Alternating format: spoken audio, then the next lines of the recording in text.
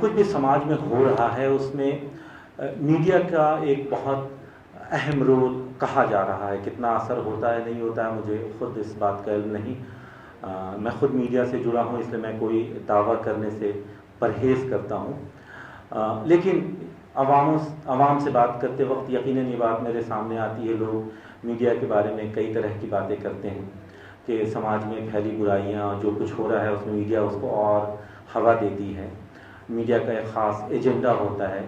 Media में एक ख़ास तरह के लोग हैं जो काबिज़ हैं वहाँ पर। न्यूज़ रूम में एक ख़ास तरह के लोगों का कब्ज़ा है। उस विचारधारा के लोग की चीज़ें जो है वो न्यूज़ की शक्ल में हम तक पहुँचती हैं। ये तरह तरह की बातें होती हैं। तो जब ये बातें हो रही थी तो हम लोगों ने सोचा कि क्यों ना भारतीय मीडिया पर कुछ बातचीत कर ली जाए। इस बीच में एक और ये चीज़ हुई कि हिंदुस्तान के एक बहुत ही मायनास टेलीविज़न चैनल NDTV के जो ओनर हैं उनके घर में CBI के और इनकम टैक्स के छापे पड़े। उसको लेकर भी कई तरह की बातें हुई। कुछ लोगों ने इसे मीडिया पर हमला करार दिया, कुछ लोगों ने कहा कि नहीं, ये प्योरली फाइनेंशियल इरेगुलरिटीज़ का इशू है, इसको आप मीडिया पर किसी तरह की प्रहार या हमले से नहीं जोड़ कर दे सकते हैं। अलग अलग लोगों की अलग अलग राय थी और हम सबकी राय का हम जो है कि सम्मान करते हैं। लेकिन जब उस पर बातचीत करनी हो तो हिंदुस्तान में कुछ एक ही लोग हैं जिन पर मेरी नज़र जाती है। उनमें एक मायनाज़ शख्सियत के मालिक हैं जनाब उर्मिलेश जी। तो हमने उनसे गुजारिश की कि आप पटना तशरीफ़ लाएं। और इससे पहले मैं आपको ये बता दूं कि दिल्ली में जो हम लोगों की कोशिश इसी बैनर पर गुफ्तगू के नाम से होती है, जिसे हम लोग जामिया कलेक्टिव कहते हैं, उसमें उर्मिलेश जी पहले हमारे स्पीकर बन चुके हैं। तो उन्होंने एक वक्त भी ज़ाया किए बगैर उन्होंने कहा कि नहीं, मैं बिल्कुल पटना चलूँगा और मीडिया के बारे में बातचीत होगी तो मैं यकीनन कुछ अपनी राय रखना चाहूँगा। तो हम लोग बहुत शुक्रगुजार हैं उर्मिलेश जी का कि वो तशरीफ़ लाए और वो एयरपोर्ट से इस वक्त सीधे आपके बीच आ चुके हैं। उर्मिलेश जी किसी भी तारुफ के मोहताज नहीं हैं। उनका पत्रकारिता में तकरीबन 25 वर्षों का, मेरा ख्याल है 25-30 वर्षों का लंबा करियर रहा है। वो आपके शहर पटना में भी रह चुके हैं, उन्होंने यहाँ काम किया है, वो बताएंगे आपको। उसके अलावा उन्होंने कश्मीर पे बहुत कुछ लिखा है, वहाँ जाते रहे हैं। बिहार पर उन्होंने बहुत कुछ लिखा है, बिहार का सच उनकी जो किताब है वो हम सब के बीच है। उसके अलावा जो 90s में इकोनॉमिक लिबरलाइजेशन हुआ उस पर काफ़ी काम है उर्मिलेश जी का। और मीडिया का जहाँ तक सवाल है तो आप सब लोग राज्यसभा चैनल कुछ दिनों पहले तक उनका एक बहुत ही पॉपुलर जो वीकली शो था मीडिया मंथन, वो आप सब देखते होंगे। लेकिन हाल ही में उन्होंने जो द वायर हिंदी सर्विस है जो कि सिद्धार्थ और उनके साथी मिलकर चलाते हैं, उसमें एक बहुत ही पॉपुलर शो विनोद दुआ का आप लोग देखते होंगे, मन की बात के नाम से। लेकिन उसी पॉपुलर शो में एक अगला नाम जुड़ गया है उर्मिलेश जी का। अब वो मीडिया बोल के नाम से वो प्रोग्राम लेकर आते हैं। हम में से कई लोगों ने देखा और मुझे यकीन है कि सबको वो पसंद आया होगा। वो मीडिया पर ही उस तरह का वो प्रोग्राम है। तो बहुत इज़्ज़त और एहतराम के साथ मैं उर्मिलेश जी को दावत दूंगा कि वो दायज पर आएँ। और उर्मिलेश जी आप तो दिल्ली में आ चुके हैं, यहाँ भी हमने वही तरीक़ाकार अपनाया है कि बस चेयर एक ही होगी, वो स्पीकर की होगी और उसके बाद 30-40 मिनट हमारे स्पीकर बोलेंगे। आज के आयोजन के मुख्य संयोजक इकबाल साहब, गुफ्तगू टीम के तमाम साथी, हमारे मित्र और बिहार सरकार के महत्वपूर्ण पदाधिकारी व्यास जी, अपूर्वानंद जी और वे तमाम मित्र जो यहाँ मौजूद हैं, जो मेरे पटना के कार्यकाल के दौरान हमारे बहुत ही निकटस्थ थे, उन सभी लोग और उपस्थित सज्जनों। पटना के बारे में परिचय दे रहे थे इकबाल साहब, तो मैंने सोचा कि विषय पर आने से पहले पटना से अपने ताल्लुक़, अपने रिश्ते को मैं बताऊं। मेरे एक बहुत गहरे दोस्त हैं जो चंडीगढ़ में प्रोफेसर हैं। चंडीगढ़ में भी मैं 2 साल रहा तो वहाँ भी दोस्ती हो गई लोगों से। तो वो मजाक मजाक में कहते हैं कि भाई उर्मिलेश, तुम्हारे 5-6 मायके हैं। एक मायका तुम्हारा गाजीपुर है जहाँ तुम्हारी पैदाइश हुई, दूसरा शायद इलाहाबाद है जहाँ तुम पढ़े लिखे, तीसरा दिल्ली है, चौथा पटना है और पांचवा चंडीगढ़ है। तो वो मजाक मजाक में कहते हैं, तो पटना एक तरह से मेरा मायका है अकॉर्डिंग टू माय फ्रेंड, और मैं इसको कभी भी खारिज नहीं करता। रही बात आज के विषय की, तो हम पटना में पहले भी हमने अपनी बातें रखी हैं बहुत सारे विषयों पर, लेकिन मीडिया पर केंद्रित बातचीत शायद ये मैं दूसरी बार रख रहा हूँ, लेकिन यह विषय बिल्कुल नवीन है, नया है। और जो घटनाक्रम इस देश में अभी हो रहे हैं उसमें मैं समझता हूँ कि मीडिया से उसका जो कनेक्ट है वो बहुत महत्वपूर्ण बन गया है, बहुत महत्वपूर्ण हो गया है।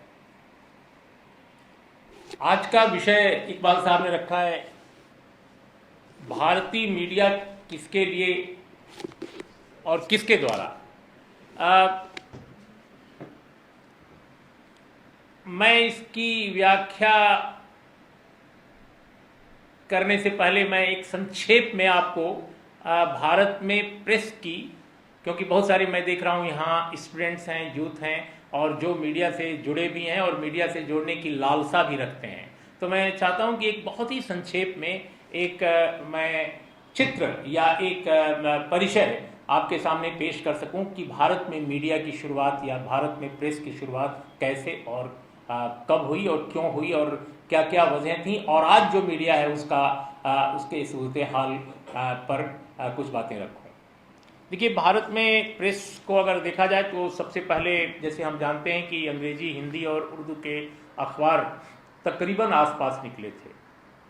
हिंदी का पहला अखबार भारत में 1826 में निकला, जो उदंत मार्तंड था, कलकत्ता में निकला था, और वहाँ के व्यवसायी लोग जो हैं उसका संयोजन उन्होंने किया था, और कानपुर से गए पंडित जुगल किशोर शुक्ला उसके संपादक थे। लेकिन वो दैनिक नहीं था। दैनिक अखबार 1854 में छपा, समाचार सुधा। उर्दू अखबार जो भारत में सबसे पहला छपा वो जामे जहां नुमा था, और ये 1822 में छपा था, यानी हिंदी अखबार से 4 साल पहले।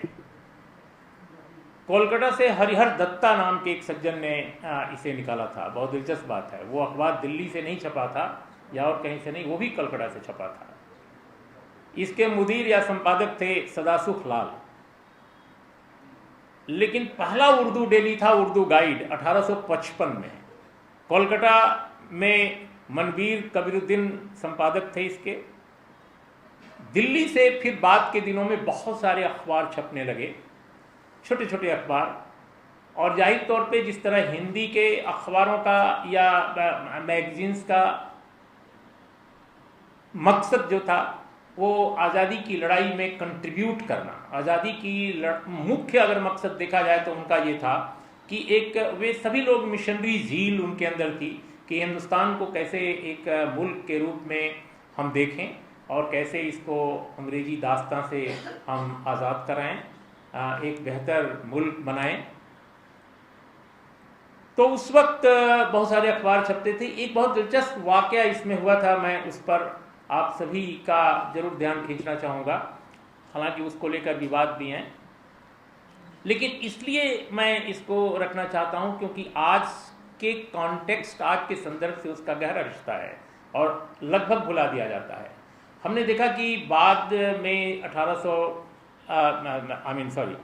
बाद के दिनों में जब आज़ादी की लड़ाई में तेज़ी आई और महात्मा गांधी आ चुके थे, तो हिंदी में कई ऐसे अखबार निकले और कई ऐसी मैगजीन्स निकली जो आज का संदर्भ जब हम देखते हैं तो पाते हैं कि वो बहुत ज़्यादा सुसंगत ही नहीं थी, बल्कि बहुत आज़ाद ख्याल थी, उन पर अंकुश नहीं था, उनके पास एक नज़रिया था। और इस तरह के अखबारों में हंस, चांद, प्रताप, कर्मयोगी, स्वराज उर्दू अखबार था। ये बहुत महत्वपूर्ण है। गणेश शंकर विद्यार्थी का हम सब नाम जानते हैं, और गणेश शंकर विद्यार्थी के बारे में जब मैं जर्नलिस्ट बना तो मैं सोचता था कि उनका नाम ले लेते हैं लोग, कोई पुराने अखबार वाले थे, अखबार नवीस थे, और जैसे बहुत सारे लोग हैं इस देश में। लेकिन जब मैं गणेश शंकर विद्यार्थी की रचनाओं को, उनके लेखों को, उनके संपादकीय को, उनके अग्रलेख को मैंने पढ़ना शुरू किया तो मैं दंग रह गया। मैं दंग इसलिए रह गया कि उस दौर में गणेश शंकर विद्यार्थी सन 30 के दौर में और पूरी दुनिया के बारे में वो अपनी बात रख रहे थे। तो एक बार मैंने कानपुर से आने वाले अपने एक अग्रज, जो बहुत सीनियर हिंदी के लेखक और कवि हैं, सुरेश सलील साहब, जिन्होंने गणेश शंकर विद्यार्थी पर काम भी किया है, तो मैं उनसे पूछने लगा एक दिन कि भाई आपने गणेश शंकर विद्यार्थी पर इतना काम किया है, आपकी कई किताबें हैं, आखिर गणेश शंकर विद्यार्थी को अमेरिका से लेकर ब्रिटेन, जर्मनी से लेकर फ्रांस के बारे में इतनी अद्यतन जानकारी कैसे मिलती थी? उन दिनों इंटरनेट नहीं था, गूगल देवता नहीं अवतरित हुए थे धरती पर, तो आखिर ये कहां से उनको जानकारी मिलती थी? तो सुरेश सलील ने मुझे जो बताई बात, और उन्होंने अपनी किताब में भी ये दर्ज किया है, कि दरअसल कानपुर उन दिनों अंग्रेजी हुकूमत के हिसाब से बहुत महत्वपूर्ण शहर था और वहां पर बहुत बड़े बड़े हुक्मरान, आर्मी के, सिविलियन ऑफिशियल्स, बहुत सारे लोग रहते थे। और वहाँ उन दिनों ब्रिटेन से लेकर अमेरिका के अखबार जो हैं आया करते थे और स्टॉलों पर होते थे, भले ही वो कुछ विलंब से आते हों, लेकिन इस तरह वो गणेश शंकर विद्यार्थी पूरी दुनिया के डेवलपमेंट से वाकिफ रहते थे और अपने एडिटोरियल में वो चीज़ें लिखते थे। आज तो मुजफ्फरपुर में कोई घटना हो जाए तो पटना के अखबार में खबर नहीं छपती, और मुंगेर में हो जाए तो बिल्कुल ही नहीं छपेगी, वो केवल मुंगेर एडिशन में छप जाएगी। तो ये मैं जानबूझकर ये बात कह रहा हूँ कि हमारे देश की पत्रकारिता किस तरह की थी। और मैं कोई आज के डेवलपमेंट को लेकर मीडिया में मैं ये नहीं कह रहा हूँ, खारिज नहीं कर रहा हूँ। आकार प्रकार में हमारा मीडिया बहुत बड़ा है, रंग बिरंगे पेज हुए हैं, और आप तो टेलीविज़न देखते ही हैं, हम थोड़ा बहुत आजकल बहुत कम देखते हैं, लेकिन आप में से बहुत ज़्यादा लोग हमसे ज़्यादा देखते हैं, तो जिस तरह का टेलीविज़न है आप तो समझ ही रहे हैं। लेकिन मैं ये कह रहा था कि उस वक्त अखबार जो थे हमारे देश में, जब मीडिया, या उस समय नाम नहीं था, प्रेस नाम था, प्रेस जब इवॉल्व हो रहा था भारत का, तो वो आम जनता यानी अवाम की आवाज़ था, एक तरह से अवाम से जुड़ा हुआ था, क्योंकि उसका मकसद ही यही था कि मुल्क को बनाया जाए, देश को आज़ाद कराया जाए और एक जमहूरी हुकूमत स्थापित की जाए। जितने प्रमुख अखबार थे, हंस को ले लीजिए, चांद को लीजिए, मतवाला को ले लीजिए, कर्मयोगी को ले लीजिए, स्वराज को ले लीजिए, सबके पर्सपेक्टिव में, सबके परिप्रेक्ष्य में एक अजीब तरह की समानता दिखती है, जो आज के अखबारों में भी दिखती है, आज के टेलीविज़न में भी दिखती है। जैसे आज टेलीविज़न में बात चल रही है, कल्पना कीजिए कि आज अमुक जी राजकोट गए हैं, तो सारे टेलीविज़न राजकोट की खबर दिखाएंगे और कोई खबर नहीं दिखाएंगे। अगर मान लीजिए आज खबर चल रही है कि भाई वो डोनाल्ड ट्रंप से गले मिलते हुए हमारे देश के प्रधानमंत्री की, तो सिर्फ वही खबर चलेगी और कोई खबर नहीं चलेगी, चाहे कितने भी बड़े हादसे, कितने भी बड़े घटनाक्रम, कितनी भी बड़ी चीज़ें क्यों ना हो गई हों। तो आज भी एक रूपता है, लेकिन वह एक अलग एक रूपता थी। तो लेकिन उसमें विविधता भी दिखाई देती थी, क्योंकि समाज के तमाम तरह के लोग लिखते थे। और बहुत दिलचस्प बात है कि यहाँ अपूर्वानंद बैठे हैं, साहित्य के मर्मज्ञ हैं और विचारधारा के भी। देखिए, उन दिनों साहित्य और विचार, राजनीति और बौद्धिकता, संस्कृति और समाज, एक सबका समुच्चय मुझे लगता है कि कोशिश थी बनाने की मीडिया प्लेटफॉर्म, प्रेस के प्लेटफॉर्म या अखबारों के प्लेटफॉर्म से। उन दिनों गणेश शंकर विद्यार्थी के ही प्रताप में प्रेमचंद के जीवन की पहली कहानी छपी थी, जहां तक मुझे याद है। वो कहानी का नाम था परीक्षा। तो प्रेमचंद को भी प्लेटफॉर्म गणेश शंकर विद्यार्थी के ही प्रताप ने दिया था। और दूसरी बात कि भगत सिंह जैसा क्रांतिकारी, और मैं समझता हूं कि उतनी कम उम्र में इतनी वैचारिक तेजस्विता वाला कोई दूसरा व्यक्ति मुझे भारत के आधुनिक इतिहास में नहीं दिखता है। और वो भगत सिंह भी प्रताप में कॉलम लिखते थे बलवंत के नाम पर। और बताया ये जाता है, और ये रिकॉर्डेड हिस्ट्री है, बताया क्या जाता है कि जब भगत सिंह ब्रिटिश हुकूमत जब उनको खोज रही थी, तो वह रूप बदलकर कानपुर के प्रताप दफ्तर में ही रहते थे। वहीं सोते थे, वहीं बैठते थे, वहीं खाते थे, वहीं पीते थे, और बाकायदे अपने बच्चे की तरह गणेश शंकर विद्यार्थी ने उनको अपने दफ्तर में जगह दी थी और वो लगातार लिखते थे। और जिस दिन भगत सिंह की फांसी हुई, बताया जाता है, हमने देखा नहीं है वो अंक, लेकिन हमारे मित्रों ने देखा है, प्रताप ने एडिटोरियल लिखा था। और दूसरी तरफ जब गणेश शंकर विद्यार्थी सांप्रदायिकता से जूझते हुए शहीद हुए थे तो गांधी ने लिखा था।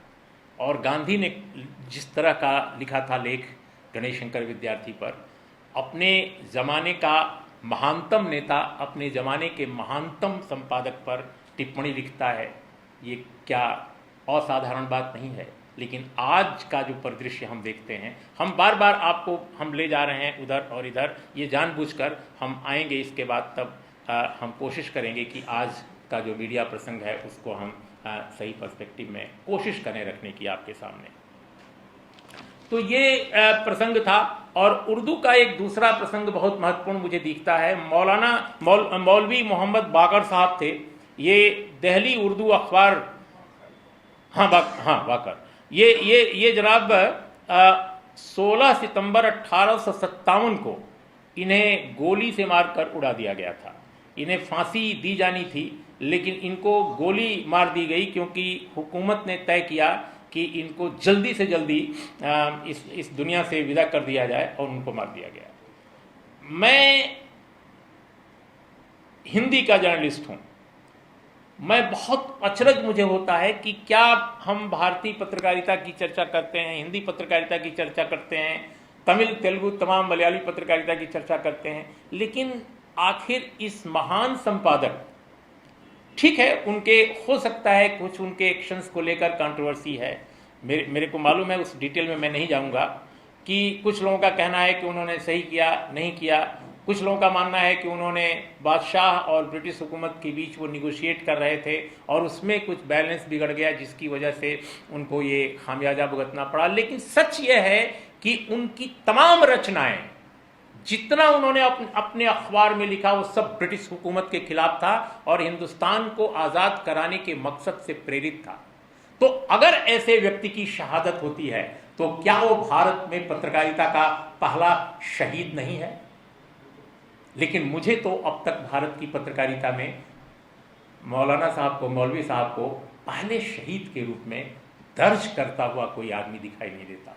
तो ये एक ताजुब करने की बात है कि आखिर हमारी पत्रकारिता में वो क्या चीज़ है कि उर्दू के इस बड़े संपादक को हमने कितना रिकॉग्नाइज किया है, हमने उनको कितना महत्व दिया है। तो ये बार बार जो गंगा जमुनी तहजीब की बात हम करते हैं, बार बार जो हम एक सोच और समझदारी की बात करते हैं, आखिर उसमें क्या समझदारी और सोच में कॉन्ट्रडिक्शंस क्या बहुत पहले से रहे? ये एक प्रश्न मैं आपको छोड़े जाता हूँ। अब रही बात, ये आज़ादी से पहले का जिक्र मैं कर रहा था कि मिशनरी झील से प्रेरित पत्रकारिता थी, लेकिन आज़ादी के बाद जो हुआ हमारे देश में, मैं समझता हूँ कि वो विस्तार के हिसाब से, आकार प्रकार के हिसाब से बेमिसाल बढ़ोतरी हमारे देश के मीडिया में हुई। और मीडिया को एक तरह से प्रेस, उस समय भी प्रेस ही कहा जाता था, पंडित नेहरू के ज़माने में कानून के हिसाब से भी कई इनिशिएटिव लिए गए, जिसमें दो बड़े इनिशिएटिव थे। एक तो ये था कि निबंधन वगैरह के लिए आरएनआई और डीएवीपी का गठन हुआ। दूसरी तरफ उसी के बाद जब पहला प्रेस आयोग बना था, पहले प्रेस आयोग से प्रेस काउंसिल ऑफ इंडिया भी अस्तित्व में आई। लेकिन भारत में जो संविधान का पहला संशोधन किया गया, और उसमें आप जानते हैं कि जो उसकी पृष्ठभूमि थी, उसमें उससे बिहार का भी रिश्ता है। लैंड रिफॉर्म्स को लेकर जो समस्या पैदा हुई थी, आप लोगों में से बहुत सारे लोग इससे वाकिफ होंगे, इतिहास के विद्यार्थी। तो उसके बाद जब वो हुआ तो अभिव्यक्त की आज़ादी का एक अनुबंध, एक जो आर्टिकल का जो पहला खंड था, उसमें संशोधन कर दिया गया था। और उस वक्त प्रेस के कुछ लोगों ने जरूर आवाज़ उठाई कि हमें अलग ढंग से एक आज़ादी का प्रावधान जरूर रखना चाहिए, लेकिन वो नहीं संभव हुआ। और आज भी भारतीय प्रेस में एक कभी कभी दबे ढंग से ही सही, लेकिन एक आवाज़ उठती है कि जिस तरह अमेरिकन प्रेस को, यूरोप के कई देशों के प्रेस को अभिव्यक्ति की आज़ादी का उनका दायरा बहुत बड़ा है, संवैधानिक उनको बाकायदे राइट्स हैं इस तरह के, लेकिन भारत में प्रेस को अपनी आज़ादी के लिए नागरिक आज़ादी के प्रावधान का ही इस्तेमाल करना होता है। तो ये सारे डेवलपमेंट उस वक्त हो रहे थे। लेकिन अगर प्रेस के डेवलपमेंट को देखा जाए तो बुनियादी तौर पर 3 तरह का प्रेस भारत में उस वक्त इमर्ज हो रहा था जब भारत आज़ाद हुआ। पहला वो जो बड़े उद्योगपतियों के संचालन में था, दूसरा वो जो ट्रस्ट या कोऑपरेटिव्स इसके मातहत संचालित था, और तीसरा वो जो इंडिविजुअल फैमिली के तहत संचालित था। इन तीनों तरह के जो प्रेस या अखबार, मैगजीन्स जो थे, वो लगातार उनका प्रचार प्रसार बढ़ रहा था।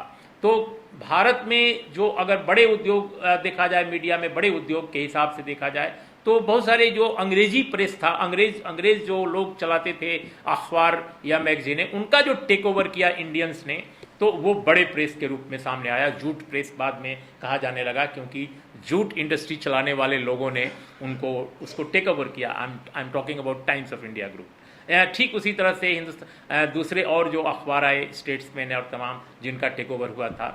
लेकिन 3 कैटेगरी जो हमने आपके सामने रखी, वो बुनियादी तौर पर प्रेस की यही 3 कैटेगरीज थी, जिनमें आज भी कमोबेश वो वही कैटेगराइजेशन है। अंतर बस ये आया है कि 2 और नई कैटेगरी जुड़ी हैं ओनरशिप में। एक ओनरशिप कैटेगरी में जो जुड़ी है वो है इंडिविजुअल पॉलिटिशियंस के अखबार, बड़े कारपोरेट, दूसरा ट्रस्ट या कोऑपरेटिव, तीसरा इंडिविजुअल फैमिली, और तीसरा राजनेताओं के अखबार। राजनेताओं के अखबार हो सकता है कि बिहार में नहीं हो, एक जमाने में था पाटलिपुत्र टाइम्स, जो बहुत चमकदार प्रकाशन जिसका हुआ, लेकिन वो बंद हो गया बाद के दिनों में। लेकिन अगर आप दक्षिण भारत में जाएं, तो दक्षिण भारत में आपको इंडिविजुअल पॉलिटिकल लीडर्स के अखबारों की और राजनीतिक दलों के अखबारों की आपको लंबी फहरिस्त मिल जाएगी। और अखबार ही नहीं, टेलीविजन भी।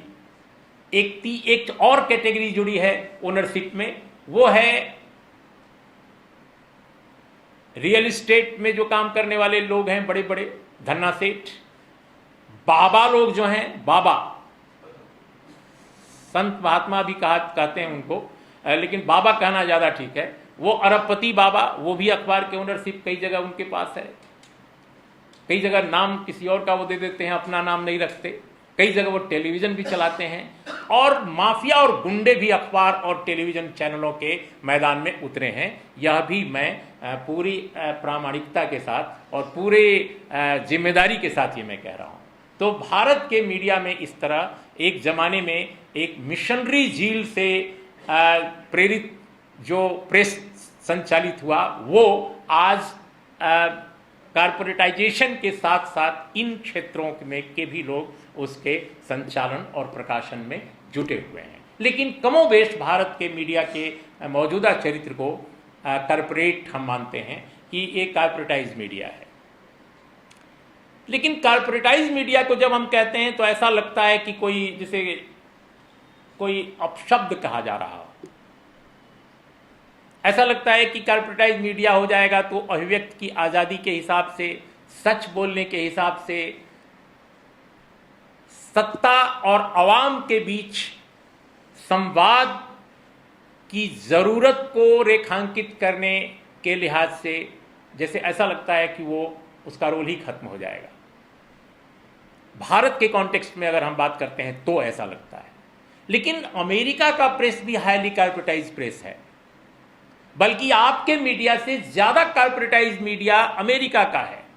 अब मेरा यह सवाल है कि अगर हाईली कारपोरेटाइज मीडिया अमेरिका का, अगर आज की तारीख में मनोरंजन उद्योग के अलावा न्यूज के क्षेत्र में वो सत्ता संरचना पर काबिज लोगों के अंतर्विरोधों को, उनकी नाकामियों को, उनकी तरफ से उठने वाले खतरों को अगर वो बार बार चुनौती दे रहा है, अगर वो महत्वपूर्ण ढंग से लगभग 80% मीडिया अमेरिका का, लगभग 80 बल्कि 80 से भी अधिक, तो ये आखिर इंडिया के कॉर्पोरेटाइज मीडिया में वो क्या समस्या है कि वो भजन मंडली बना हुआ है, कीर्तन मंडली। एक तरफ भारत का कॉर्पोरेटाइज मीडिया हर शाम को भजन मंडली बन जाता है और दूसरी तरफ उससे ज्यादा कॉर्पोरेटाइज मीडिया अमेरिका का डोनाल्ड ट्रंप के शासन के और उनकी नीतियों के, उनके एजेंडे के बारीक से बारीक तंतुओं को लगातार दुनिया के सामने ला रहा है कि न केवल अमेरिका की इंटरनल डेमोक्रेसी को, वहां के डेवलपमेंट को, बल्कि समूची दुनिया को डोनाल्ड ट्रंप की इन नीतियों से क्या क्या खतरा है, इसकी फहरिस्त बता रहा है। डोनाल्ड ट्रंप रोज उसे कोसते हैं, उनका प्रशासन रोज उनके खिलाफ कोई ना कोई अभियान चलाता है, लेकिन फिर भी वो नहीं मानता। तो ये कहना कि इंडियन मीडिया हाईली कॉर्पोरेटाइज है, इसलिए वो घुटना टेकू बन गया है या इसलिए वो भजन मंडली में तब्दील हो गया है, मुझे ये लॉजिक समझ में नहीं आती। इसका मतलब क्या है? इसका मतलब यह है कि आपके देश का कॉर्पोरेट ही घुटना टेकू बन गया है। ये मीडिया का मसला नहीं है।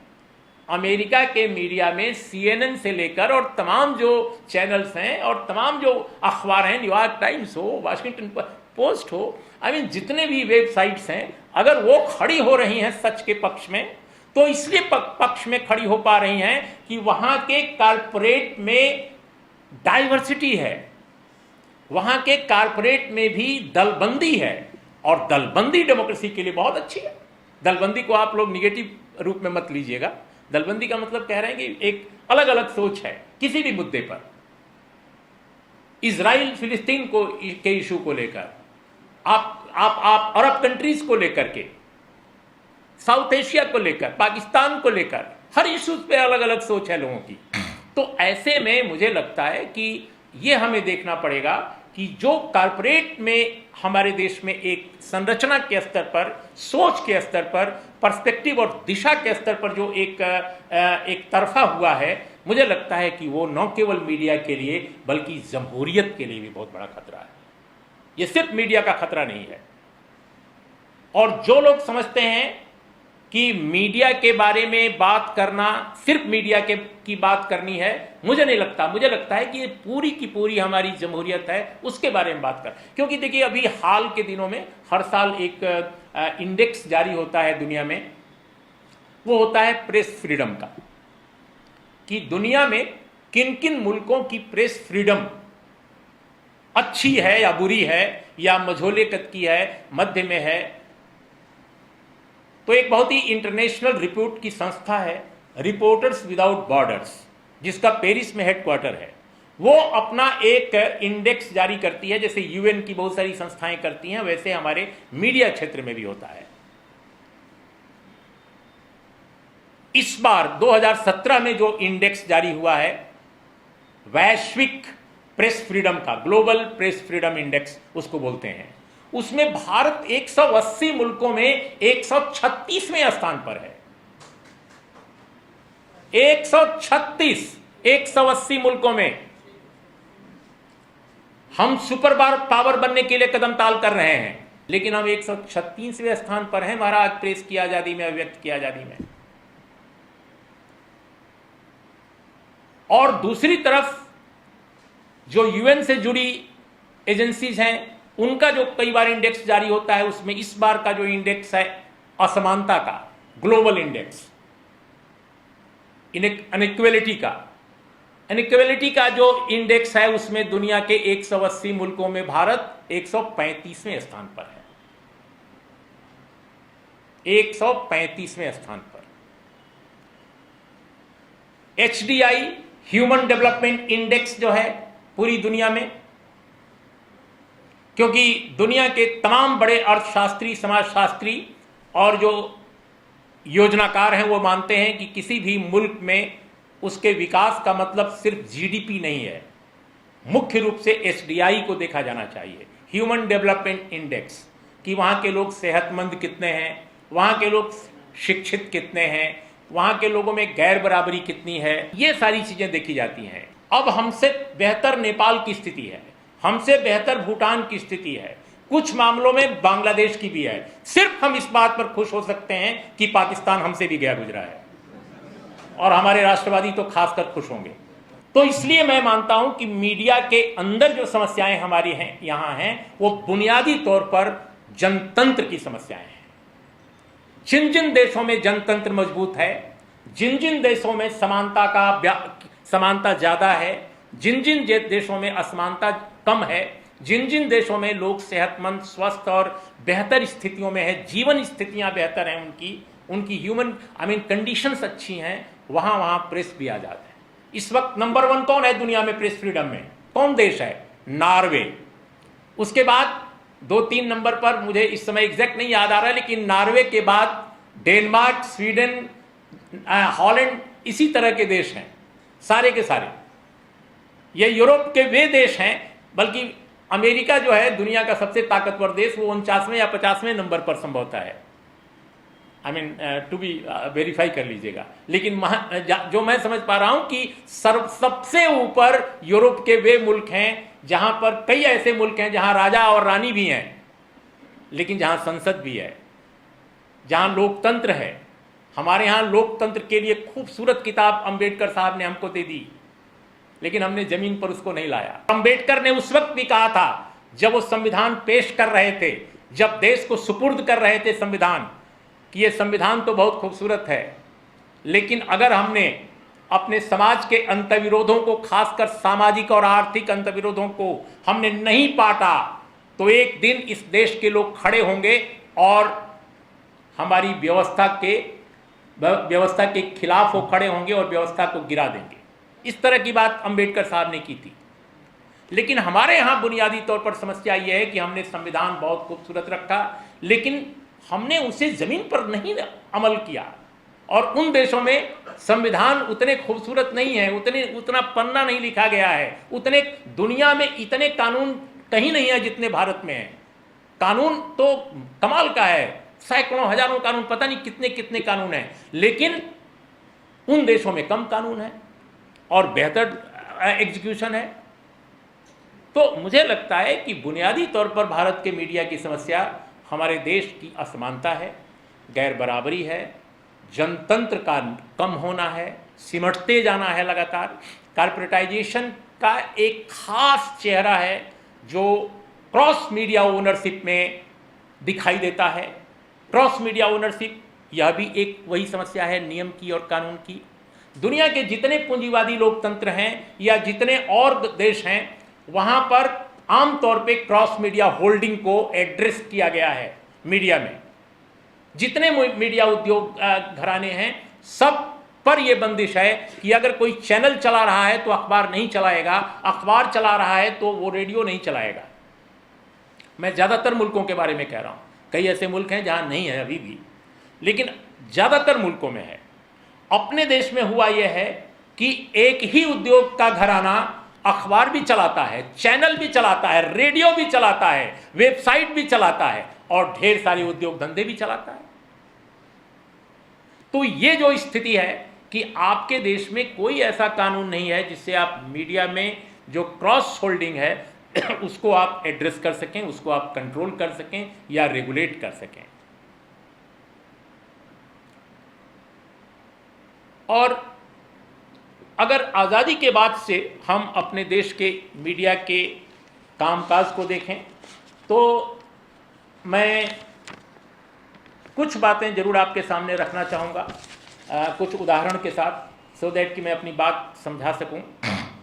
इसलिए कि अभी इकबाल साहब जब चर्चा कर रहे थे आज के दौर के बारे में, तो आखिर ये दौर समाज में जो दिखता है, जो सियासत में दिखता है, वो मीडिया में भी दिखाई दे रहा है।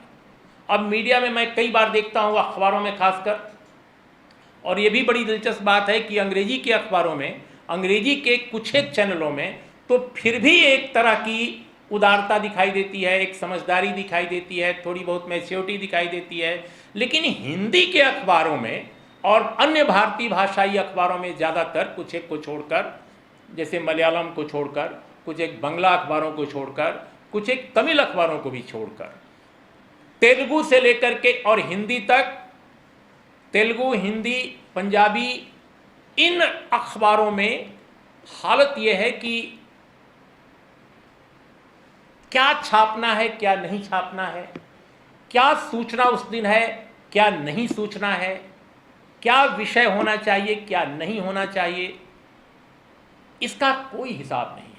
मैं एक दिन अखबार पढ़ रहा था, हिंदी के कई जो मेरे घर आते हैं, तो उस दिन मध्य प्रदेश के छिंदवाड़ा की एक साध्वी कोई हैं, जिनका नाम मैं नहीं लेना चाहूँगा क्योंकि बहुत सुंदर नाम है और किसी देवी के नाम पर है, लेकिन उनकी जो भाषा है, उनके जो शब्द हैं, वो ऐसा लगता है कि बारूद उड़ाते हुए वो चलती हैं, जहाँ भी जाती हैं जैसे लगता है बारूद उड़ा देंगी। और हिंदी के कोई अंग्रेजी का अखबार उनका एक वाक्य नहीं छापता। जब वो गोवा में हाल के दिनों में थी तो किसी अखबार में अंग्रेजी के मैंने उनका कोई कवरेज नहीं देखा, लेकिन हिंदी के अखबार गोवा में इंटरेस्टेड हो गए। मुजफ्फरपुर की खबर नहीं छापेंगे, बेगूसराय की नहीं छापेंगे, लेकिन गोवा की खबर वो छाप देते हैं, इतनी बड़ी 8 कॉलम में, 6 कॉलम में, 7 कॉलम में, क्योंकि कोई साध्वी बोल रही हैं। और साध्वी क्या बोल रही हैं? वो बोल रही हैं कि जो मांस खाए उसका सर कलम कर दो, जो इस तरह का व्यापार करे उसको भारत से बाहर कर दो, जो इसका विरोध करे उसको पाकिस्तान भेज दो। ये उनके शब्द हैं और अखबार में छप रहा है।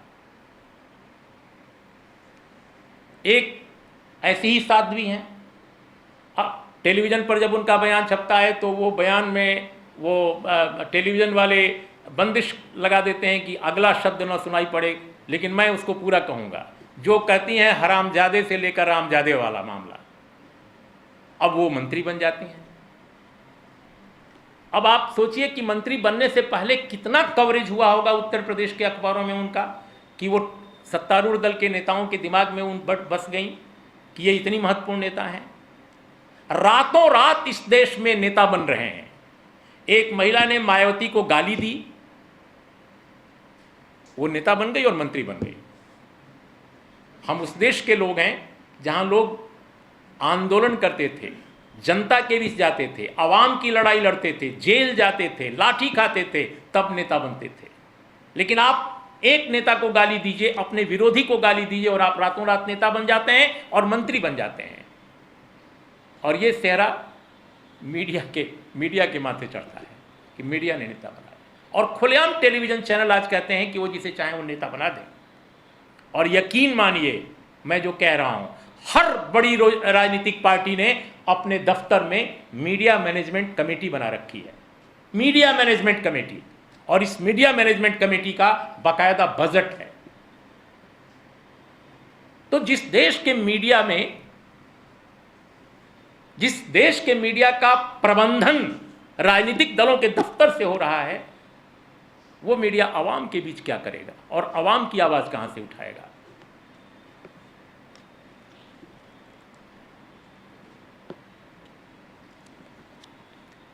अब मैं इसलिए जो इकबाल साहब का जिक्र मैंने किया कि वो जो कह रहे थे बार बार, तो मुझे ये लगता है कि ये जो सवाल उठा रहे हैं हर समाज में कि आज का जो माहौल है, आज का जो दौर है, वो क्यों ऐसा उपस्थित हुआ। हाल तक तो ऐसा नहीं लगता था। 10-15 साल पहले भी देखा जाए, हम लोग जब जर्नलिज्म में आए थे तो कम से कम ये दौर नहीं था, लोगों में एक संतुलन था। तो वो संतुलन जो गायब हुआ है इसलिए कि हमारे समाज का संतुलन भी गायब हुआ है। जैसा समाज रहेगा वैसा मीडिया बनेगा। मैं कोई दर्पण थ्योरी में यकीन करता नहीं हूँ।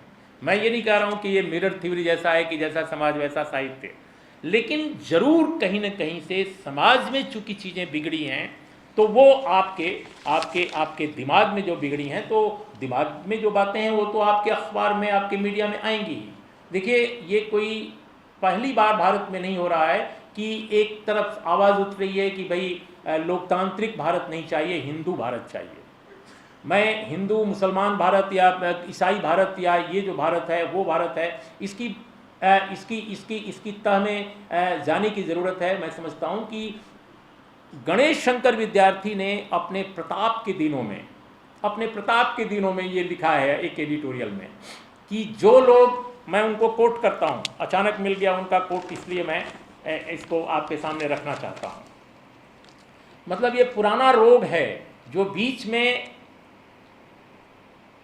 राजनीतिक, सांस्कृतिक और सामाजिक रूप से जो डेवलपमेंट हो रहे थे उनकी वजह से बाधित हुआ था या उसको रोका गया था, लेकिन ये फिर से रिवाइव हो गया क्योंकि राजनीति ने अपनी धारा बदल दी, समाज ने अपनी धारा बदल दी, वैचारिकता ने अपनी धारा बदल दी, इसलिए वो चीज़ सामने आई। गणेश शंकर विद्यार्थी ने 1915 में लिखा था, 1915, ये याद रखिएगा, खासकर विद्यार्थी जो इतिहास के हों या मीडिया के हों। उन्होंने लिखा था कि हमें जानबूझकर मूर्ख नहीं बनना चाहिए, हमें जानबूझकर मूर्ख नहीं बनना चाहिए, उटपटांग रास्ते नहीं अपनाना चाहिए। कुछ लोग हिंदू राष्ट्र चिल्ला रहे हैं, उन्हें राष्ट्र का मतलब ही नहीं मालूम। ये 1915 में लिख रहे हैं। इसका मतलब कि जो आज गरज रहे हैं, जो आज सर कलम कर रहे हैं लोगों का, सिर्फ इस नाम पर कि तुम मांस खाते हो या मांस ले जा रहे हो, या कि तुम टोपी लगाए हो, या कि तुम अच्छे नहीं लग रहे हो, सिर्फ इसलिए कलम किया जा रहा है सर किसी का, वे लोग 1915 में भी मुंह बाए खड़े थे। तो उन्हें रोका कैसे गया था? उन्हें समाज ने रोका था, उन्हें किसी एक बिरादरी ने नहीं रोका था, उन्हें किसी एक संप्रदाय ने नहीं रोका था, उसे पूरे देश ने रोका था। और इसीलिए गणेश शंकर विद्यार्थी ने कहा कि उन्हें राष्ट्र का मतलब नहीं मालूम है। राष्ट्र क्या है? राष्ट्र एक आधुनिक धारणा है, लोकतंत्र एक आधुनिक धारणा है, सेक्युलरिज्म एक आधुनिक धारणा है। ये क्या जाने, ये तो मानते ही नहीं कि दुनिया में कुछ भी हुआ है, ये तो मानते हैं कि विश्व गुरु हम तो शुरू से रहे हैं। ये फ्रांस की राज्य क्रांति के वैश्विक असर के बारे में इनको कुछ अंदाज ही नहीं है कि एक दुनिया की एक क्रांति जिसने पूरी सियासत को बदल के रख दिया, जिसने राष्ट्रों को, वहां की सियासतों को, वहां के लोगों को, वहां के किरदारों के पूरे चरित्र को बदल कर रख दिया, इन्हें मालूम नहीं। तो कहीं ना कहीं मुझे ये लगता है कि संस्थागत जो प्रयास होने चाहिए थे हमारे देश में जनतंत्र के द्वारा, गवर्नेंस के द्वारा, चूंकि उसका लगातार डिजनरेशन हुआ और उस डिजनरेशन की वजह से उन फोर्सेस को ताकत मिली फिर से रिवाइव करने की। और मीडिया में जो चूंकि इतना बड़ा विस्तार हुआ है, तो मीडिया में जो उसका रिफ्लेक्शन हुआ है वो भी अनायास नहीं है, उसके पीछे भी मैं समझता हूं कि लंबी कहानी है। और उसी का मैं जिक्र कर रहा था कि मैं आपके सामने संक्षेप में कुछ उदाहरण के तौर पे मैं चीज़ें रखना चाहूँगा। देखिए, आज़ादी के समय भी समस्याएं कम नहीं थीं और वो मीडिया में बार बार झलक रही थीं। जिस वक्त अपने देश में, मतलब हम यूं कह सकते हैं कि जब हमारे देश में जनतंत्र का सूर्योदय था, उस वक्त भी सत्ता संरचना से बहुत सारी गलतियां हो रही थी और उन गलतियों की वजह से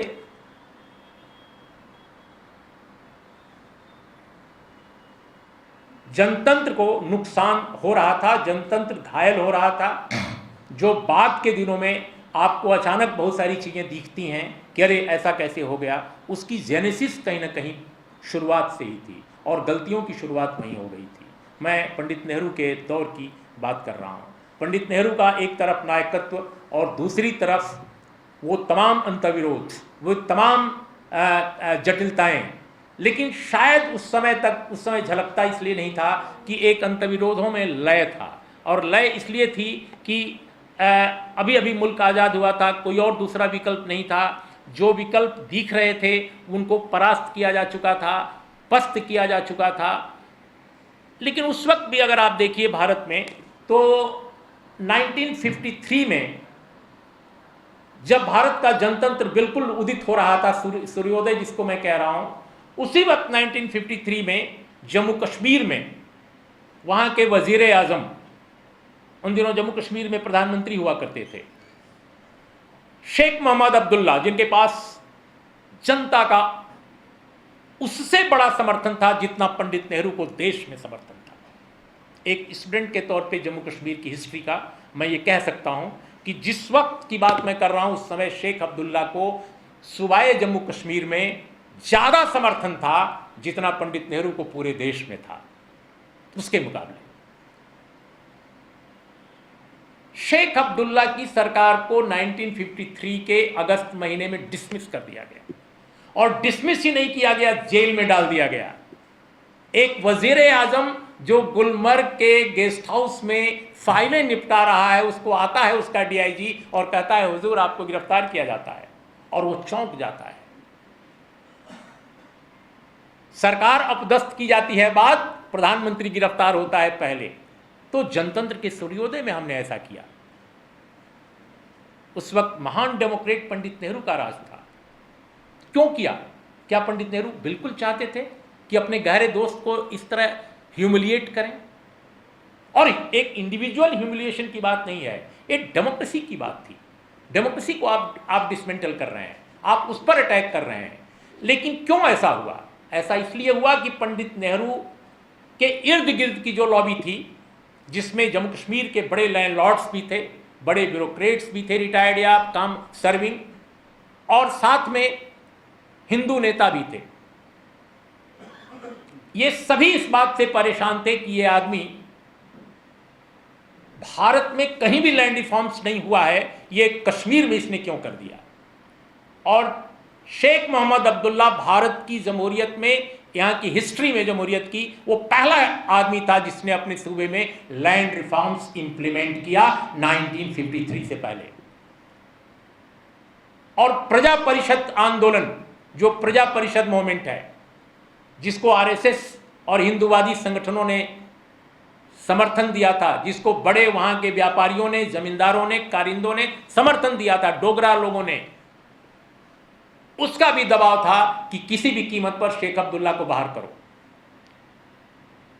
और शेख अब्दुल्ला को जब बाहर किया गया तो पूरे कश्मीर में आंदोलन की एक नई लहर दौड़ पड़ी। ये मैं 1953 की बात कर रहा हूं। इंडियन प्रेस ने कैसे कवर किया? जब मैं अपनी किताब पर काम कर रहा था कश्मीर की, तो उस वक्त हालांकि मैं लिख नहीं सका एक अलग से चैप्टर, लेकिन अब अगर मुझे अपनी किताब में संशोधन करना होगा तो मैं जरूर करूंगा।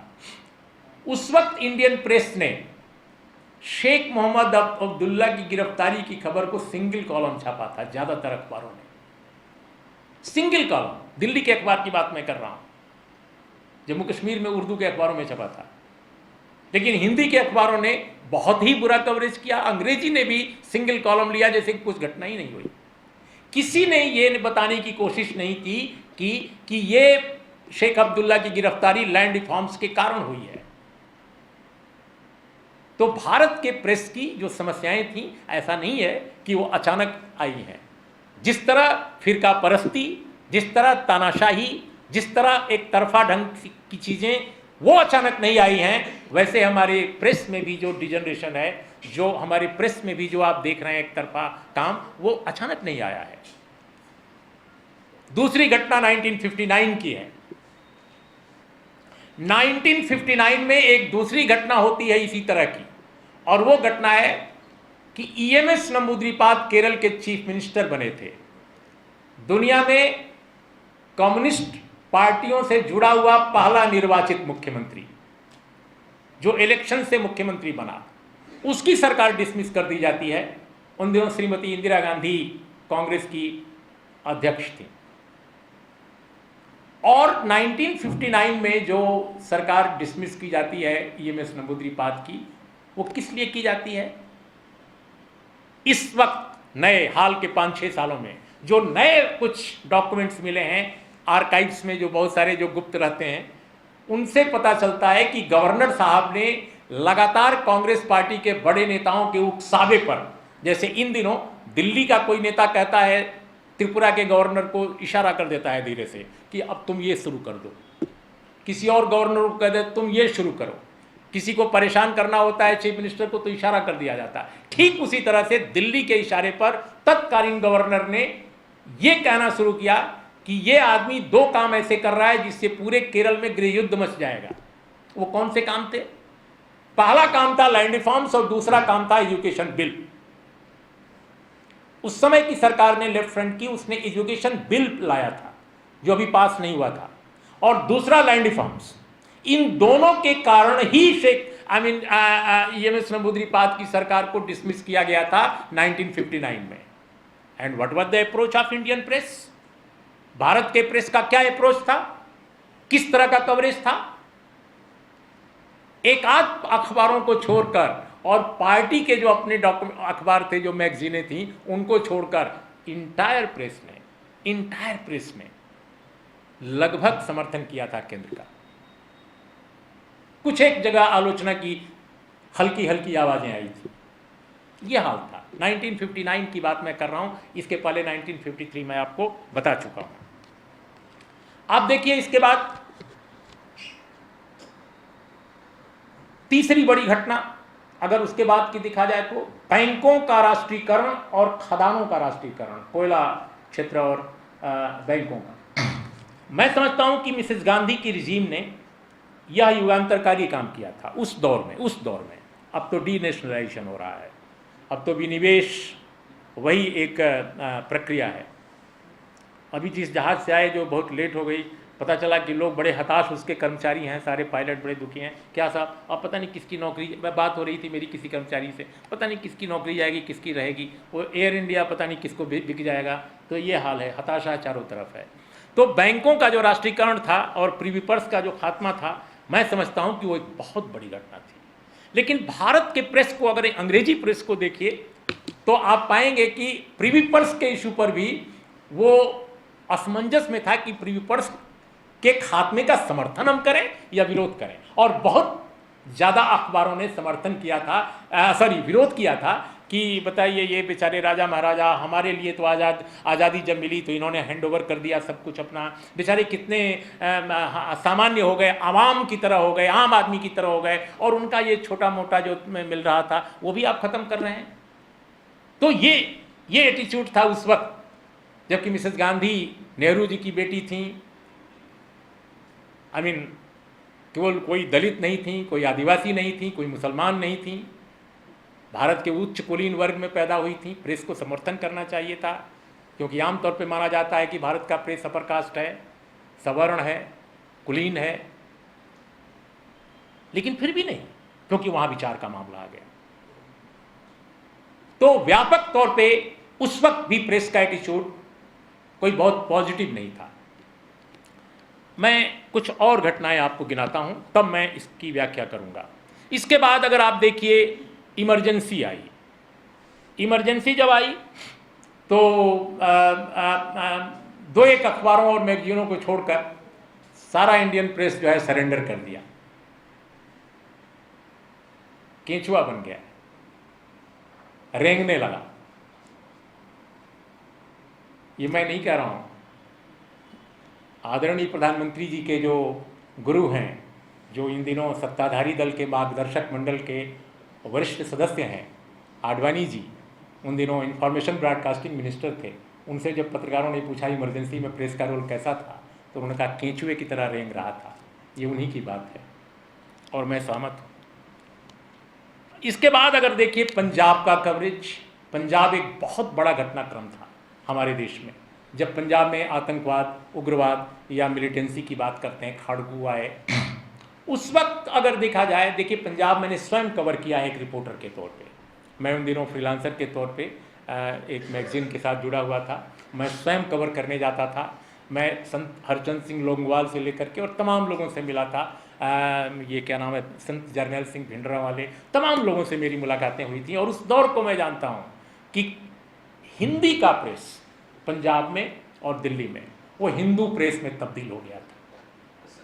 Entire Hindi press converted into Hindu press and English press एक डिवीजन था। जैसे आज भी मैं कहता हूं कि अंग्रेजी प्रेस में अगर कुछ एक अखबारों को छोड़ दिया जाए तो फिर भी थोड़ी बहुत लगता है कि इसमें अब इंडियन एक्सप्रेस, जिस दिन बल्लभगढ़ और दिल्ली के बीच में उस लड़के को 15 साल 16 साल के लड़के को मारा गया, खत्म किया गया, उस दिन इंडियन एक्सप्रेस में वो बहुत बड़ी खबर, सेकंड लीड थी।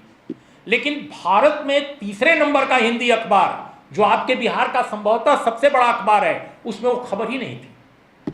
कमाल है यार, आप दिल्ली के एडिशन हो, दिल्ली में अखबार बेचते हो और वो खबर ही नहीं है फ्रंट पेज पर, और किसी पेज पर वो खबर नहीं थी।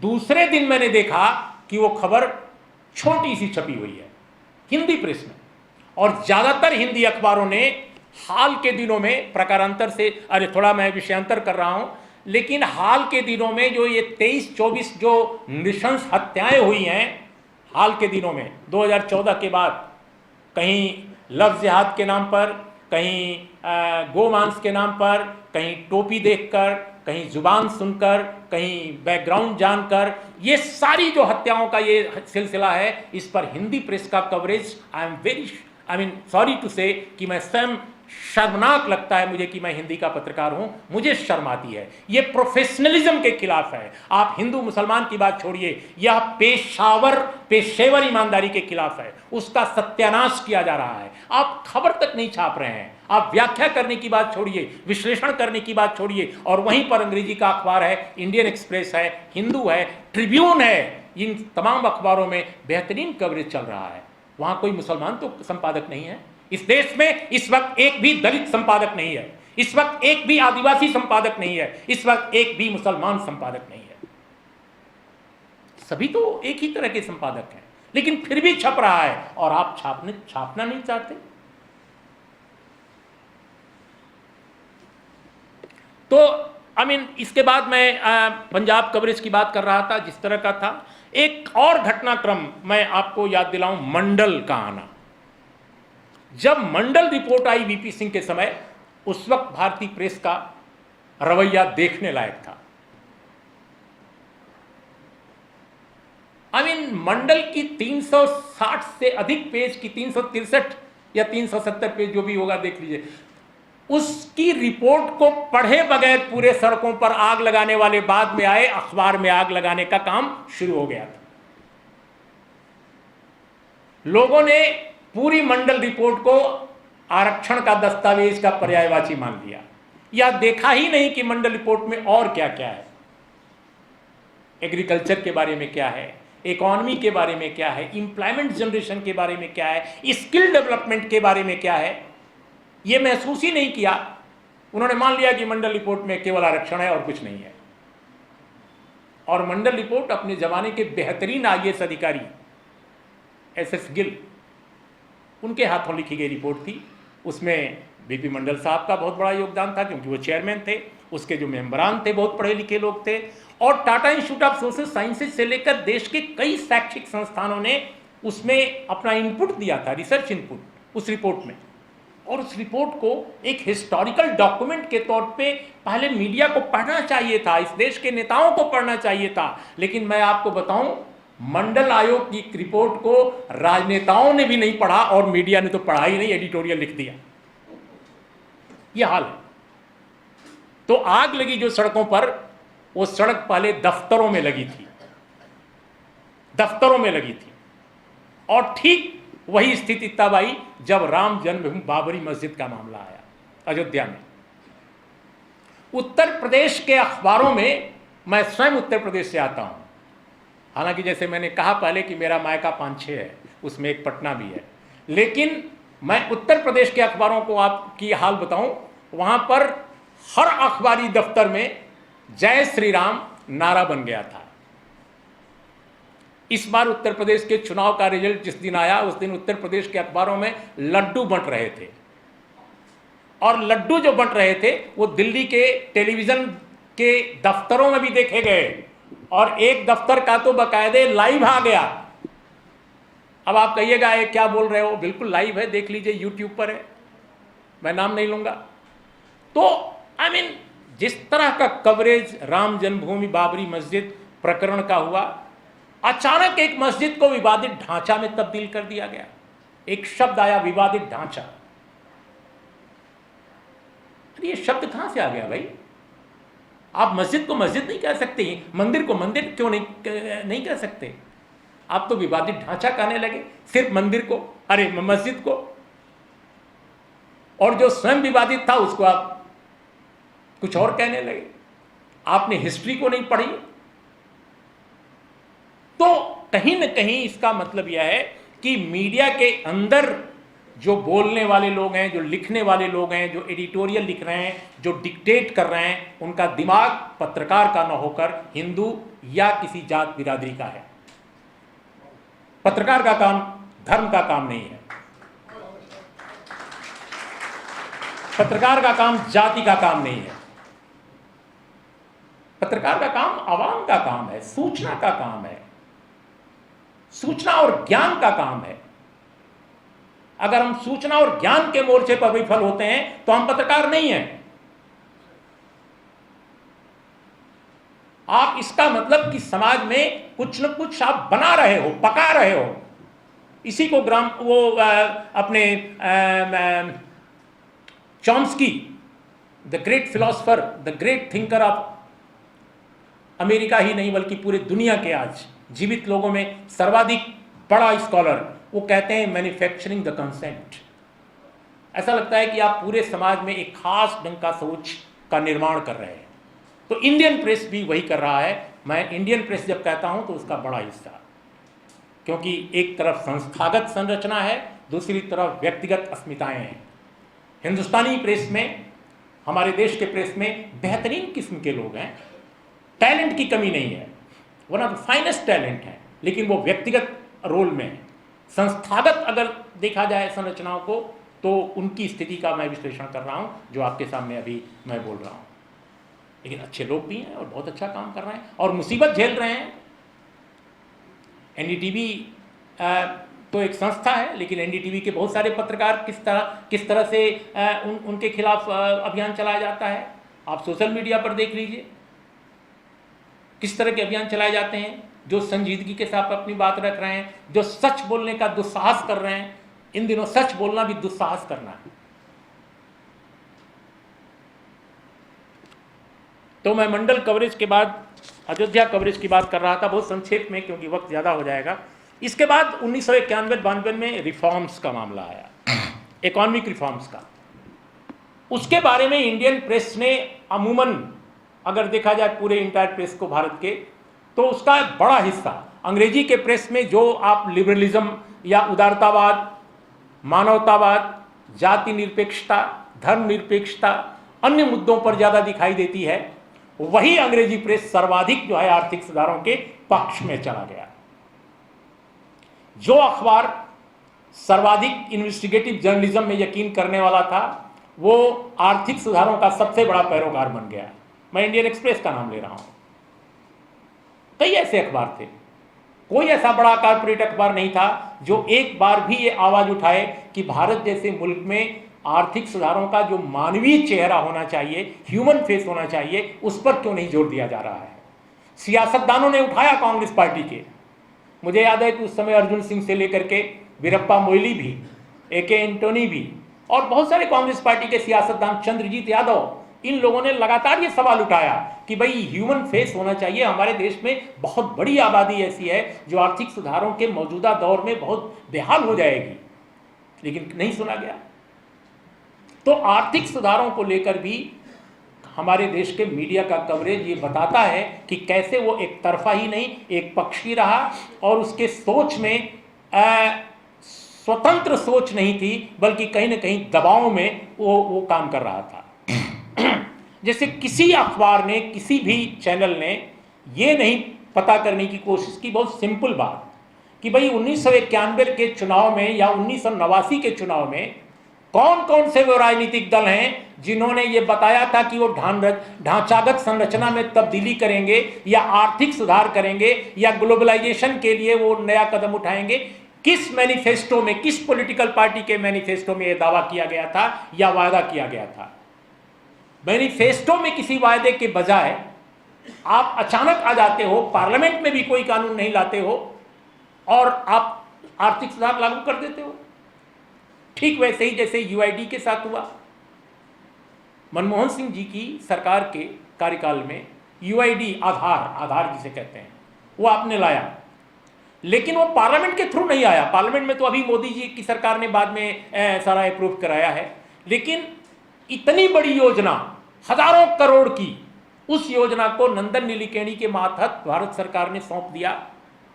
जैसे कोई सम्राट अचानक किसी व्यक्ति को बुलाता है दरबार में और कहता है लो ये ले जाओ और काम करो, उस तरह से हुआ। नो विधेयक, कोई कानून नहीं, कोई विधायी इनिशिएटिव नहीं, लेकिन इस पर मीडिया ने कभी सवाल नहीं उठाया। न तो उसने उस वक्त यूआईडी के पर उठाया कि बकायदे संसदीय विधायी इनिशिएटिव के कैसे आप इतना बड़ा काम कर रहे हैं और किसके कहने पर कर रहे हैं, सैंक्शन कहां इसकी है।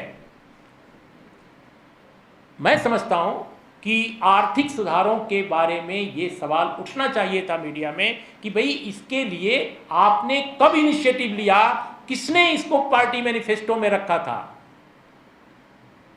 आज भी एक सवाल जीएसटी को लेकर, जीएसटी का ऐसा लगता है कि हिंदी के जितने अखबार हैं जिनको नॉर्थ ईस्ट के सारे स्टेट्स के बारे में नहीं अंदाज है, जो दक्षिण भारत के बारे में नहीं ठीक से मालूम है, वो सारे जीएसटी एक्सपर्ट बन गए हैं। 8-8 कॉलम की खबरें और एडिटोरियल छप रहे हैं कि जीएसटी ये इसमें इतना क्रांति हो जाएगी, भारत बदल जाएगा, अगली सुबह कितनी सुंदर हो जाएगी। कमाल है।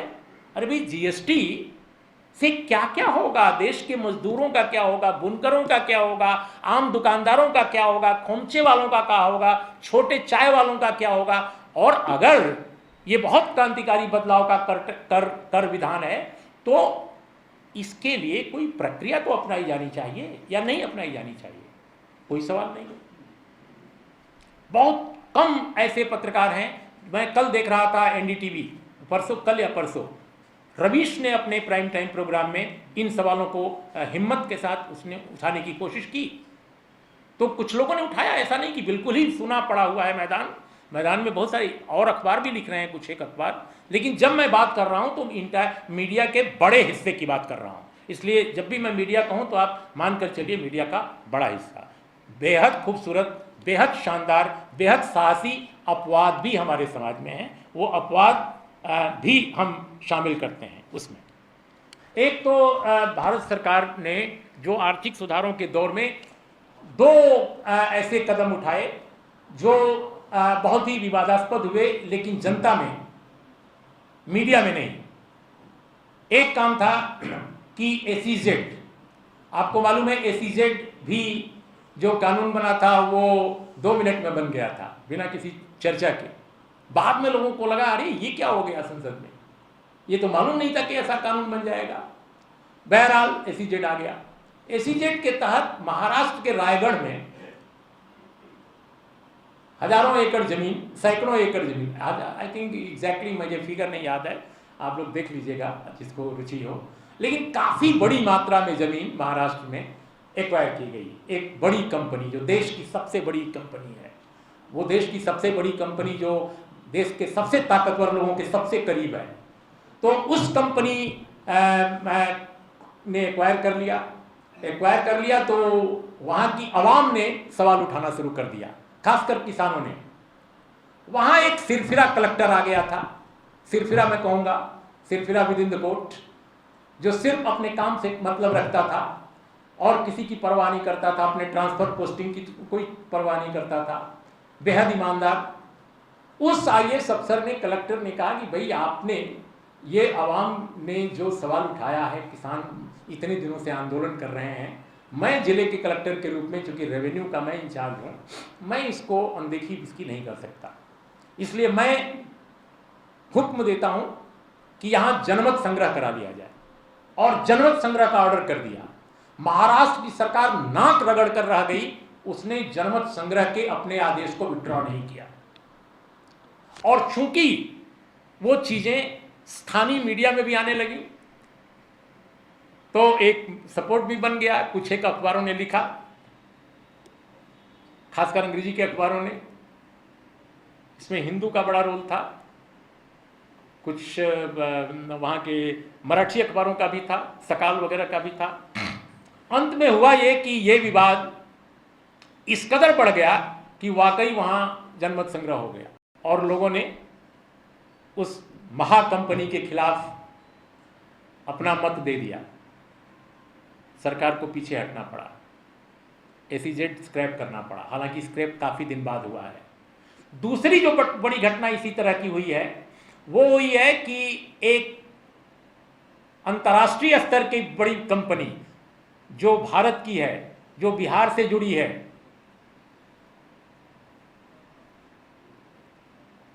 नए नाम लेकर ही कहूं इसमें क्या हर्ज है, वेदांता। हाँ, तो वेदांता और कुछ और कंपनियां उड़ीसा में लगातार जमीन एक्वायर करा रही थी अपने तमाम कामों के लिए। नियमगिरी के 12 गांवों के लोगों ने विरोध करना शुरू कर दिया कि हम किसी कीमत पर जमीन नहीं देंगे। और भारत के इतिहास में यह भी अनोखी घटना थी कि सुप्रीम कोर्ट ऑफ इंडिया ने आदेश दिया, सुप्रीम कोर्ट ने पहली बार आदेश दिया भारत के आज़ादी के बाद कि किसी इस तरह के मामले में कि वहां रिफरेंडम कराया जाए, और रिफरेंडम कराया गया। नियमगिरी के 12 गांव ने रिफरेंडम में कहा कि हम जमीन नहीं देंगे और सरकार को अपने फैसले से पीछे हटना पड़ा। What was the coverage of Indian media? आप लोग पढ़े लिखे लोग हैं, आपने नियमगिरी के 12 गांव के इस महान कदम का, जिस पर सुप्रीम कोर्ट ने मुहर लगाई, क्या आप लोगों ने कवरेज पाया? कभी देखा ठीक से? शायद ही किसी को अंदाज हो कि कितना बड़ा आंदोलन रहा होगा वो, लेकिन कोई कवरेज नहीं। तो this is the Indian media. आप किसकी कहानी कह रहे हो? कारपोरेट का जहां मामला आता है वहां खामोश हो जाते हैं आप, आपकी खिकी बन जाती है। और जहां किसी दलित, मजदूर, किसान, मुसलमान, आदिवासी की बात आती है वहां आप राणा प्रताप के चेतक बन जाते हो। कमाल है, आप दबोच लेते हो, गला पकड़ लेते हो। तो क्या आतताइयों के साथ खड़ा है भारतीय मीडिया? मेरा यह सवाल है। क्या वो शोषकों के साथ खड़ा है? क्या वो अत्याचार से पीड़ित अवाम के पक्ष में नहीं खड़ा है? फिर मैं वही कह रहा हूं, बड़ा हिस्सा, ये मेरा सवाल है। मैं इसका जवाब आपके बीच छोड़ के जाता हूं कि आप इसका जवाब खोजिए। देखिए, कश्मीर का भी कवरेज, कश्मीर को लेकर इनजस्टिस की गई है इंडियन मीडिया द्वारा, यह मेरा खुलेआम आरोप है। इंडियन मीडिया ने कश्मीर के पूरे घटनाक्रम को उससे ज्यादा बिगाड़ा है, जितना वहां के अलगाववादी नेताओं ने बिगाड़ा। पहली बात तो कश्मीर के इशू को पर्सपेक्टिव में रखा नहीं गया। 1953 से लेकर आज तक कश्मीर में जो गलतियां लगातार होती रहीं, उन गलतियों के मुकाबले अवाम पर ही केवल इल्जाम लगाए गए। ठीक है, वहां के लोगों ने भी गलतियां की, लेकिन आप सिर्फ अवाम को इल्जाम लगा रहे हो। और हाल के दिनों में, खासकर 2014 के बाद कश्मीर में क्या हुआ है, इसके पहले कश्मीर पर तमाम तरह के इल्जाम लगते थे, लेकिन इस दफा ऐसा हुआ है कि कश्मीर के खिलाफ पूरे देश को लगाया जा रहा है। ऐसा लगता है कि कश्मीर बनाम इंटायर इंडिया। पहले होता था कि कश्मीर के अलगाववादियों पर बात होती थी, आतंकवाद पर बात होती थी, पाकिस्तान द्वारा संरक्षण दिए जाने की बात होती थी। अभी हो रहा है कि जो कश्मीर के साथ है वो एंटी इंडिया है। This is horrible. और प्रेस, इंडियन मीडिया इस मामले में बिल्कुल खामोश है। एक भी ऐसा बड़ा ग्रुप नहीं है प्रिंट में जो स्वयं कश्मीर में लगातार कवरेज करा रहा हो। वहां क्यों नहीं लोग भेजते अपने लोगों को? वहां के ब्यूरोज जो हैं बड़े बड़े टेलीविजन चैनलों के, वो भी खत्म कर दिए गए हैं। तो आप अगर प्रॉपर कवरेज नहीं करोगे, सूचना नहीं आएगी, तो ये समस्याएं तो पैदा होंगी। पैलेट गन्स जब चली थी तो उसकी सूचना छन छन कर आई, कई दिन बीत गए, तब जाकर सूचना आई। लेकिन अन्ना आंदोलन में कैसा कवरेज हुआ? कई 100 करोड़ रुपए का विज्ञापन छोड़कर अखबारों ने कवरेज किया, वो भी एक कहानी थी। अब वही पार्टी समस्या बन गई है तो अब दूसरी समस्या है, अब कवरेज बदल गया है।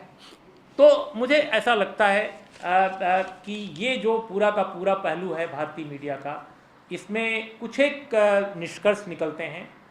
मैं ये नहीं कहूँगा कि इंडियन मीडिया एम्बेडेड मीडिया है या पूरी तरह गोदी मीडिया है या पूरी तरह नत्थी मीडिया है, लेकिन जाहिर है इस मीडिया के बड़े हिस्से को ये रोग ज़रूर लग गया है।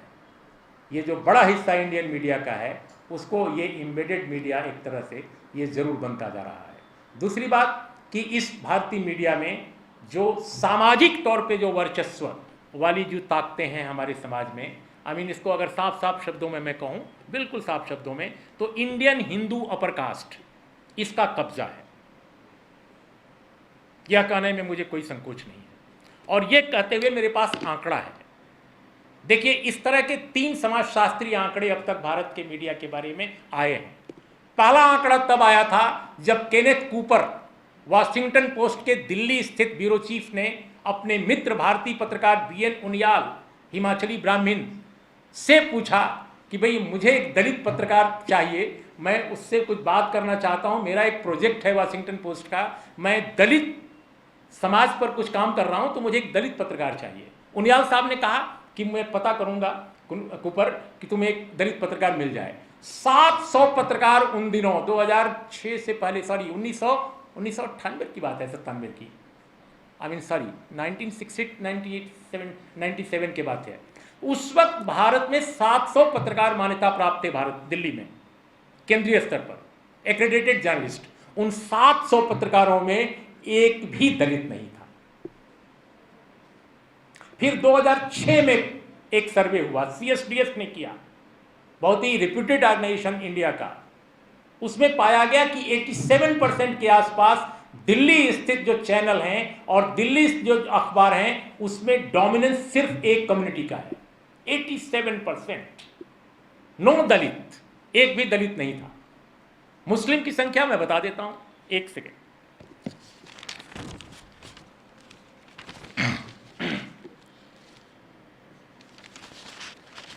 इस समय मेरे पास वो आंकड़ा संभवतः नहीं है, लेकिन आपको गूगल पर मिल जाएगा। 2 पॉइंट समथिंग है जहाँ तक मुझे याद आ रहा है, आप देख लेंगे, लेकिन नॉमिनल है, बहुत ही नॉमिनल। और इस वक्त भी अगर आप आंकड़ा देखिए लेटेस्ट, क्योंकि 2013 में एजाज अशरफ ने फिर एक काम किया था इस बीच में दलित पत्रकारिता पर, यानी इंडियन मीडिया में दलित कितने हैं, आदिवासी कितने हैं, उनको खोजे नहीं मिला। और जो इस वक्त दलित पत्रकार हैं भी भारत में, वो माफ़ कीजिएगा, लखनऊ में एक हैं, एक्रेडिटेड जर्नलिस्ट की बात मैं कर रहा हूँ। पटना में सामाजिक न्याय वाली सरकारें जो हैं वो पिछले कई दशकों से हैं, लेकिन यहाँ पर अगर दलित खोजिए, आदिवासी खोजिए, तो आपको झारखंड से और बिहार तक शायद ही कोई मिलेगा, संपादक तो मिलेगा ही नहीं। और 10 जो निर्णयकारी पोस्ट होती हैं अखबारों में और चैनलों में, उसमें कोई नहीं मिलेगा। मुस्लिम भी कोई मिल जाए तो बहुत आश्चर्यजनक घटना होगी। और तीसरी बात कि 2013 में जो आंकड़े आए उसमें दिलचस्प घटनाक्रम जरूर ये सामने आया है कि साउथ इंडिया में, खासकर केरला में और तमिलनाडु में और आंध्र में, इन 3 राज्यों में दलित पत्रकारिता में आने लगे हैं।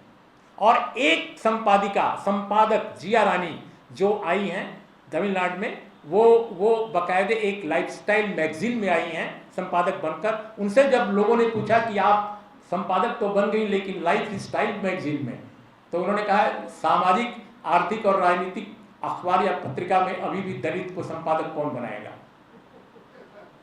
और बहुत पढ़ी लिखी, बहुत ही विज्ञ, बहुत ही स्कॉलर वो महिला हैं, उनका लेख में पढ़कर ताजुब किया द वायर में। इस तरह के घटनाक्रम हैं। तो भारत के समाज में मेरा वही कहना है कि हमने जमहूरियत ओढ़ी थी, हमने जमहूरियत को अपने अस्थि, अपने रक्त मज्जा में शायद समाहित नहीं की। और यही कारण है कि ये सारे कॉन्ट्रडिक्शन आपको दिखाई दे रहे हैं। एक असंतुलन है, एक ऑनेस्टली इसको मुझे लगता है कि एसेस करने की ज़रूरत है, इसकी शिनाख्त करने की ज़रूरत है कि अपनी समस्याओं को हम कैसे एड्रेस करें। ये महज संयोग नहीं है कि कांग्रेस पार्टी का पूरा जो जनाधार, जो एक ज़माने में अपर कास्ट का था, वो भारतीय जनता पार्टी में कन्वर्ट हो गया, पूरा का पूरा आधार चला गया उधर। हम ये नहीं कहेंगे कि उसी तरह से इंडियन प्रेस का चला गया, हम ये नहीं कह रहे हैं, लेकिन इंडियन मीडिया में आखिर वो क्या चीज है कि एक रिजीम आती है, दूसरे रिजीम के समय और दूसरी रिजीम आती है, सब कुछ चेंज हो जाता है और कई जगह ज्यादा शिद्दत के साथ होता है। तो जब तक आपके न्यूज रूम में विविधता नहीं आएगी, अगर अखबारों के चैनलों के न्यूज रूम में विविधता नहीं है, तो डेमोक्रेसी को, सेक्युलरिज्म को, कॉन्स्टिट्यूशनलिज्म को बचा कर रखना भारत जैसे मुल्क में बेहद कठिन काम है। आप नहीं बचा सकते। देखिए, अमेरिका में भी ब्लैक्स करीब करीब 13% हैं। अपने देश में दलित तो और आदिवासी अगर मिला दीजिए और बैकवर्ड्स को भी जोड़ लीजिए तो 85% हैं। लेकिन 85% लोगों का इंडियन मीडिया में 10% भी योगदान नहीं है, 10% भी पार्टिसिपेशन नहीं है, एक भी एडिटर नहीं है। तो ऐसी स्थिति में जब अमेरिका में 1978 के आसपास ये देखा गया कि 13% केवल ब्लैक्स अपने देश में हैं, लेकिन मीडिया में बिल्कुल नहीं है, उन्होंने अफर्मेटिव एक्शन इंट्रोड्यूस किया 1978 में अमेरिका में। कई बार यहाँ के अज्ञानी लोग पूछते हैं कि आरक्षण भारत के अलावा दुनिया के किस मुल्क में है, नहीं मालूम, और अपनी अज्ञानता को और ज्यादा प्रचंड बनाते हैं। ऐसा लगता है कि अज्ञानता के एवरेस्ट खड़े कर दिए गए हैं इस समाज में। आप झूठ बोलिए, अज्ञान की बात कीजिए, आप महिमा मंडन कीजिए अपने अज्ञान का, आप नहीं जानते हैं फिर भी आप बोलते रहिए। अरे भाई, अमेरिका में 1978 में मीडिया तक में इंट्रोड्यूस किया गया अफर्मेटिव एक्शन और कोशिश की गई कि 13% ब्लैक्स को मीडिया के न्यूज रूम में रिप्रेजेंटेशन दिया जाए। 13% तो नहीं हुआ, उनका टारगेट था सन 2000 तक 13% करना, लेकिन आज अमेरिकन प्रेस में 5 to 7% के आसपास ब्लैक्स का रिप्रेजेंटेशन हुआ है। एक पॉजिटिव डेवलपमेंट है।